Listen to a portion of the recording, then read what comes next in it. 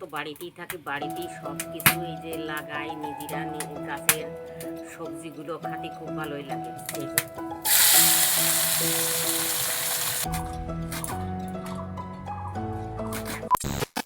নমস্কার বন্ধুরা, কেমন আছো সবাই?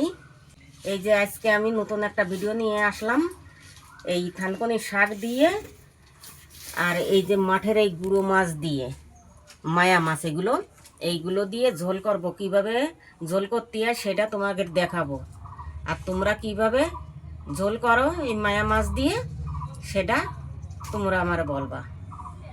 দেখো এই যে বড় বড় থানকুনি শাক আমরা এই লাগাইছি, সেইগুলোতে এই যে তুলে নিয়ে আসলাম। এই দেখো কত সুন্দর সুন্দর শাকগুলো। এই শাকগুলো এখন এই দেখো বটিতে দিয়ে কাটবো। এই দেখো এই যে এইভাবে শাকটা কাটে নিতে হয়। এই যে এই ছোট্ট ছোট্ট করে এইভাবে কাটে নিয়ে তরকারি করতে হয়। শাকগুলো বেশ কালকে বৃষ্টি পাইছে, কচি হয়ে গেছে খুব, মানে এই রোদ দূরে শুকোয় যায়, পাতাগুলোর কোনো রস থাকে না। এই দেখো কত সুন্দর করে কোচাচ্ছি।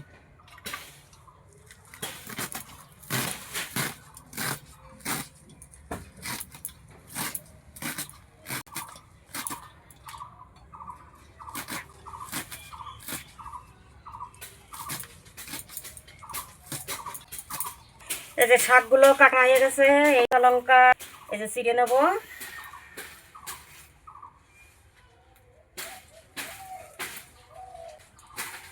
শাকের সঙ্গে একই কালার হয়ে যাবে লঙ্কাগুলো। পাকা লঙ্কাও দিয়ে দিই।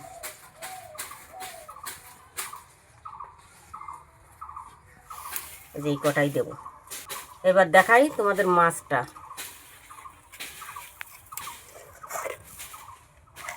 একটু লবণ দিয়ে দিলাম, হলুদ দিয়ে দিলাম, এই যে একটু, এই যে মাছটায় হলুদ দিছি, লবণ দিছি, দিয়ে এখন এই যে মাখাচ্ছি মাছটায়।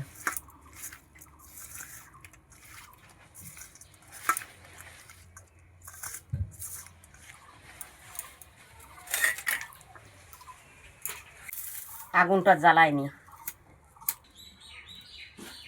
এবার উনুনের ভিতরে এই যে দিয়ে দিলাম। পুরা এই দেখো কড়াইতে তেল দিয়ে দিচ্ছি। এই যে কড়াইটা গরম হয়ে গেছে, এই দেখো তেলটা দিয়ে দিলাম।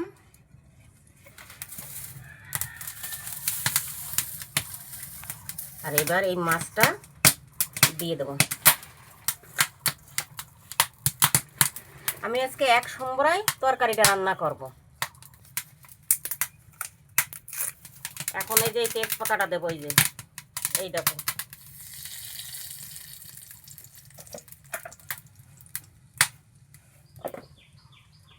এবার কটা রাঁধুনি এই কটা দিয়ে দেবো। এই যে রাঁধুনিটা দিয়ে দিচ্ছি। এবার এই দেখো কটা মাছ দিয়ে দিচ্ছি। এই যে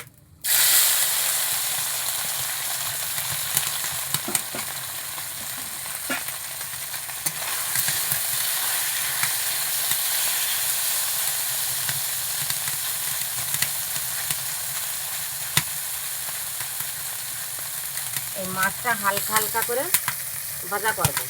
ভাজা করে জল ঢেলে দেবো। জল ঢেলে দিয়ে যখন টকবক টকবক করে ফুটে উঠবে, তখন আমি ওই শাকগুলো দিয়ে দেবো ওর ভিতরে। দিয়ে অল্প করে একটু জল দেবো। জলটা যখন একটু শুকিয়ে আসবে, ওই তখন তরকারিটা নামাই নেব।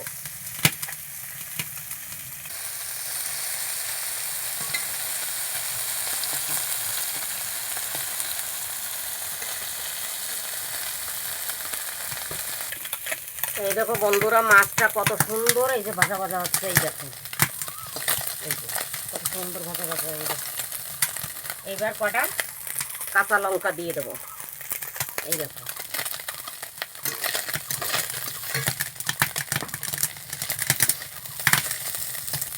এইবার একটু জল দিয়ে দেবো।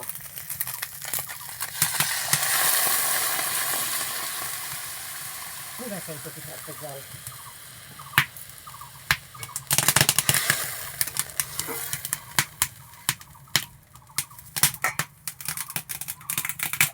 একটু হলুদ দিতে হবে,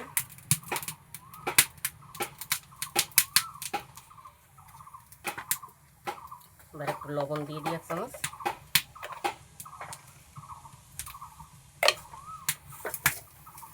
এই দেখো আজকে আমার রান্নার পদ্ধতিটা, এই যে কিভাবে রান্না করতেছি সব কিছুই তোমাদের দেখাচ্ছি।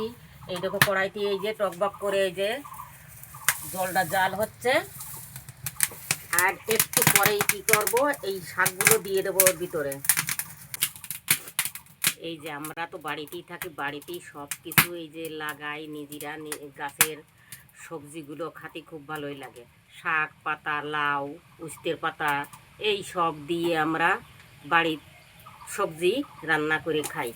বাজারের সবজি বেশি একটা খাই না, কেননা বাড়িতেই যখন হয়ে যায় নিজেরা লাগাই, সেইটাই যখন হয়ে যায় তাহলে আর আমাদের বাজার থেকে কোনো টা কেনার প্রয়োজন পড়ে না। আর এই রান্না টান্না করি যখন খাতে একটু ইচ্ছা করে যে এই সবজিটা বাজারের থেকে নিয়ে আসো, ওই সেই সবজিটা হয়তো বাজার থেকে কিনে নিয়ে আসি। তাছাড়া এই বাড়িরটাই খাই সব কিছুই আমরা। এই দেখো এবার এই শাকগুলো দিয়ে দেবো।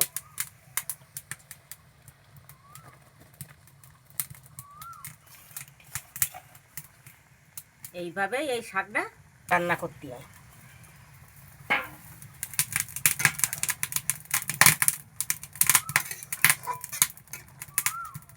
এই যে কত সুন্দর হয়ে গেছে যে দেখতে।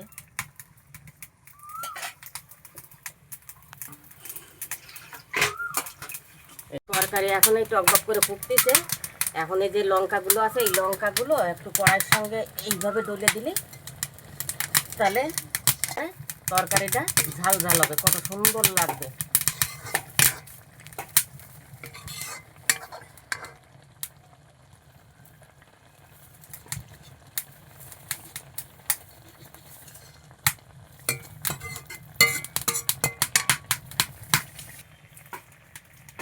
তরকারিটা এই যে টকবক করে ফুটতেছে, আর 5 মিনিট হলেই তরকারিটা হয়ে যাবে।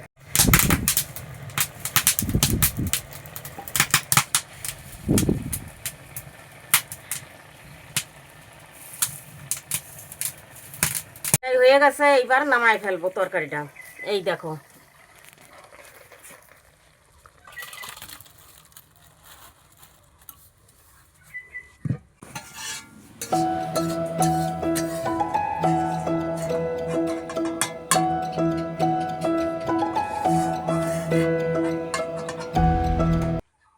বন্ধুরা, আমার এই যে রান্নাটা হয়ে গেছে।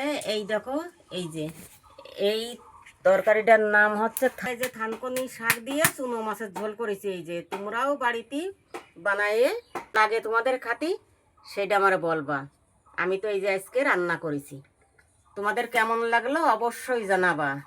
আজকের রান্না আমার এইটুকুই। ভালো থেকো, সুস্থ থেকো, নমস্কার।